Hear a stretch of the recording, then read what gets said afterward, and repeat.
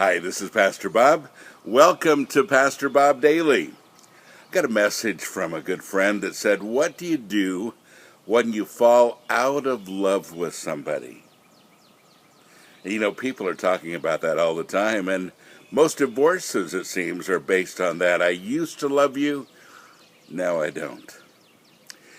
I'm surrounded by people who are divorced. I'm also surrounded by people who have been married a long time.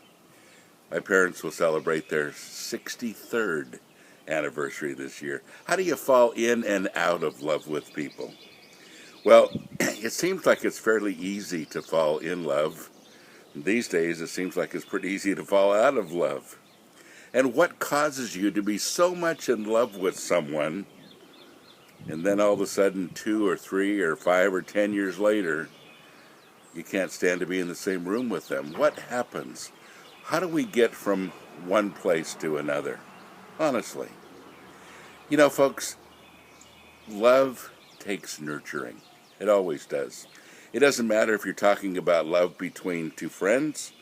It doesn't matter whether you're talking about love between a husband or a wife. It all takes work. Always takes work. I've had some friends that I've been close to for, 20, 30 years, 40 years. I love those kind of friendships, the ones that stick with you. But I also realize that we've also had difficult times too. We've had times when we haven't been the best of friends. We've had times when we've disagreed, and sometimes those disagreements have taken their toll for a while. But what do? Number one, communicate. Talk about it.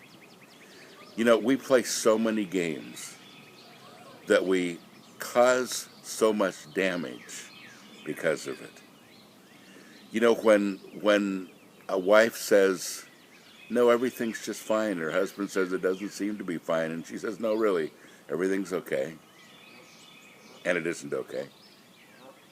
Or when they're in the middle of a fight and the wife leaves and goes and slams the door and goes into the room, and the husband thinks, okay, she wants me to stay out, and she's thinking, I wish he'd follow me in and take care of this.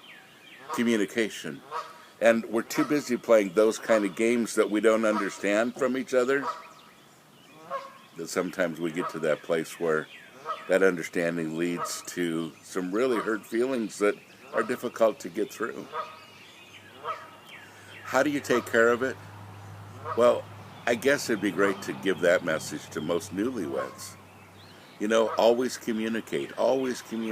Talk, and then talk some more. Always talk about things that you're going through, and always really honestly say what you feel. If you're hurt, don't just assume that the other person knows that you're hurting. They may not, and probably don't. But be honest and forthright. And for those of you that have good friends that you're at odds with, the same thing is true. I have friends that I've screamed at. It's true. And, I don't get angry that often, really hardly at all. But I have some friends that kind of push my buttons. And I have buttons. And, we're still friends. We weather it, we talk through it, we're okay. And those kind of friends I could trust with anything, and I could tell anything to, because we've gone through everything. And I realize that some of you are married, some of you have friends like that as well, that, you take comfort in the fact that they know you well and they like you anyway. You know what I'm saying? But folks, this is the whole thing. I really believe we don't have to fall out of love with anybody. I think you can be in love for a long, long time. The foundation of that, though, I think, is communication and flexibility. How flexible are you, too? Sometimes the other person wants to do things or has opinions that you don't have, and sometimes you have to be flexible with those things, too. I have some good friends. One is a Republican, one is a Democrat, and they're both adamant about who they're voting for, and they cancel each other out, when they go and vote for president. But they're still in love, and they've agreed to disagree on this major part of their lives. Some of you say I could never be married to somebody that wasn't a Republican or wasn't a Democrat. But we learn to adapt. We learn to be flexible. So I want you to take those two things with you today. Flexibility, communication. And if you have those things, folks, you have everything. I hope you'll take that to heart. God bless you. Have a great day.